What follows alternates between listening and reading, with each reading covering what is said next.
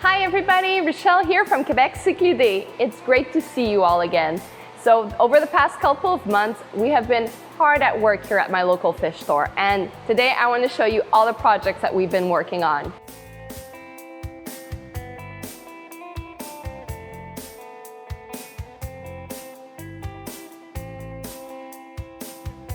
So if you don't know me and this is the first time you stumble onto my channel, my name is Rochelle and I own a local fish store in Terrebonne, Quebec. That's right outside of Montreal. Obviously with that name, I am specialized in African cichlids, but I also have a bit of everything else, and we've been really getting into aquascapes lately.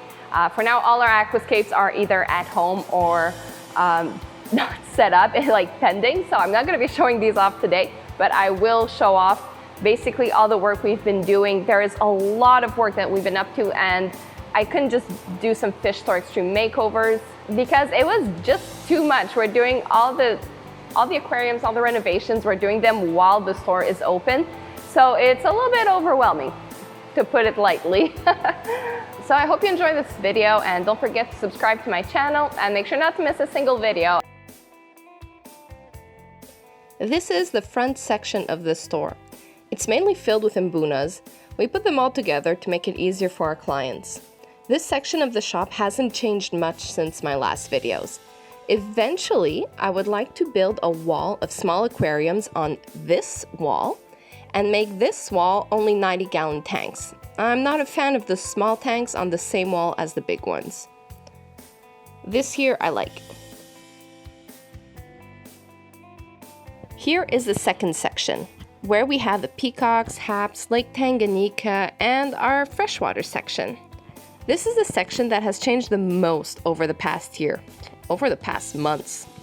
We've worked so hard on it, but I didn't have the energy to make a fish store extreme makeover video with all of the steps. So I'm making this. The biggest change is this horrible wall of aquariums that I hated, that we took down. Finally, I've been wanting to do this for years.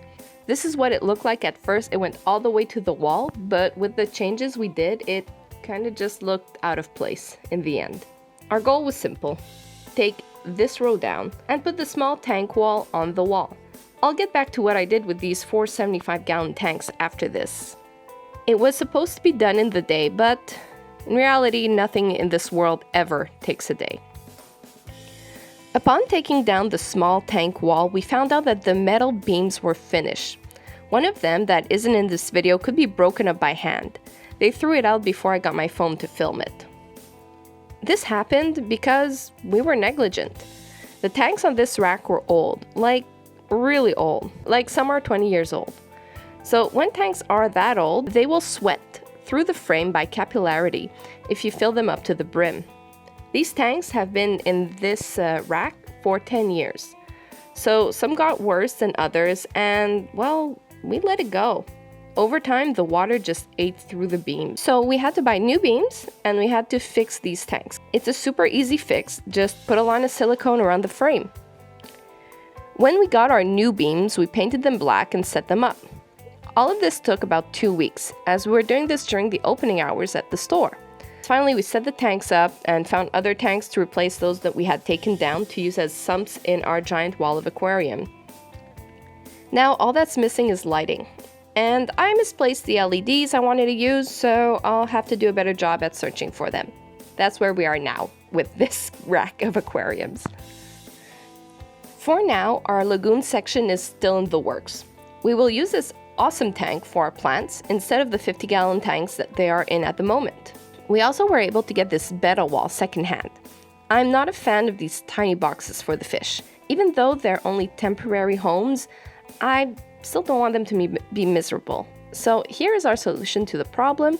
We simply merge 2 containers together. We are halfway done at modifying it, and I can't wait to set it up.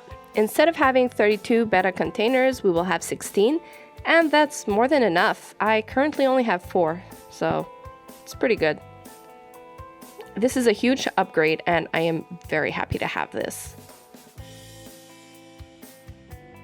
Back to the 75-gallon tanks. I brought them into the back store and set them up here. We've been importing a lot in the past year, and I did not have enough space for all of our fish in the high season. We buy fish in big quantities and feed the front store section gradually. This also permits us to not always be running after our suppliers and doing imports all the time. Alright, you probably noticed this beautiful monster next to my 75-gallon tanks. This has been the source of my headaches for over a year. Our first refurbished 265-gallon tank lasted for over 6 years. Unfortunately, it eventually gave way. Lucky for us, it was a slow leak and nothing bad happened. We moved our Frontosas out of there and we tried to reseal it. Of course, dealing with the business during COVID, I had other things to prioritize and it sort of dragged. Eventually, we got to fixing it, resealed it, and it leaked while we were filling it up. Upon closer inspection, we found out that the structural seal was broken. We had previously fixed a tank with this problem, but for a 265-gallon tank, it's a whole other ballgame. The other one was 150 gallons.